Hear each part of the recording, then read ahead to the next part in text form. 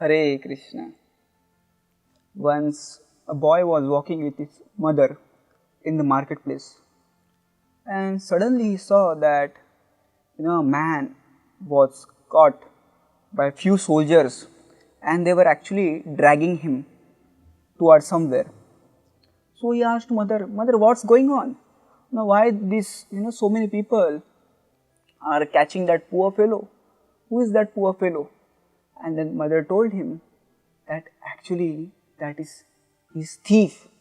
He must have stolen something, and that's why he is taken by the soldiers to punish him. She told that. So he walked forward, and that time he saw that one man was again surrounded by few soldiers. So he told mother, see that there is also one thief. That time mother told, no, he is not thief, he is the king. So he asked the mother, just we saw that some soldiers were surrounding that poor fellow and you told he is a thief. And now this person is also surrounded by soldiers and you are telling he is a king. What's the difference? And that time mother told, actually my dear son, because that thief has committed some crime, that's why the soldiers were taking him to the jail, to the prison house. Now they will starve him, they will not feed him, and he cannot do anything of his own. He cannot do whatever he like. He has to be under the supervision of somebody. He has to follow them. He don't have any independence now. But he is the king here. He is the controller of the soldiers. Whenever he feels he can eat, whenever he feels he can order them, he is the boss of them. Whereas that thief was the servant of the soldiers. He is the king. He is the master of the soldiers. That's the difference. And then boy realized, yes, difference between thief and the king. Similarly, these desires, our mind, our senses, our emotions are the soldiers, and it's up to us to become a king or to become a thief or to become a slave of the soldiers.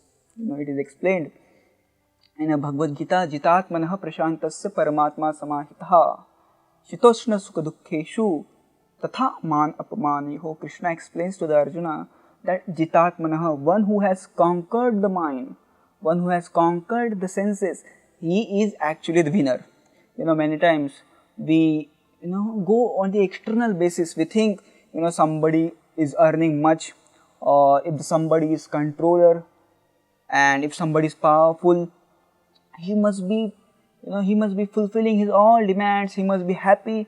We think in that way, but no, it's not necessarily, because unless and until one controls his mind, unless and until one controls his desires and emotion, he cannot be happy. So we hear in the Srimad Bhagavatam verse tells that tat sadhu manne asurvarya dehinam sada samudvigna dhyan asadgrihan. So here Prahlad Maharaj is telling to his father, my dear father, you have conquered the whole universe, but still you are in anxiety. What's the use of so much money, so much property? What's the use? You are totally unsatisfied. Sada samudvigna dhyan. 24 hours you are in anxiety. What's the use? We have to understand that one can become a really king. One can become a really controller if he controls his own mind. If you see Bhagavad Gita, Krishna didn't tell Arjuna that this Karna, this Bhishma, this Drona is your enemy.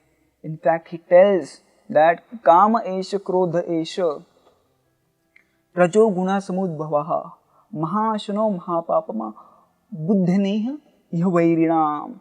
He calls who are your real enemies. He calls Kama esha krodha esha. He tells that lust, anger, greed, they are your enemies. These are all, the Karna, Bhishma and Drona. Yes, they are also enemies. The bigger enemies are sitting inside us. And when we conquer over them, then we actually become the king. So the king is actually one who is actually internally satisfied and one who has actually conquered over his internal enemy.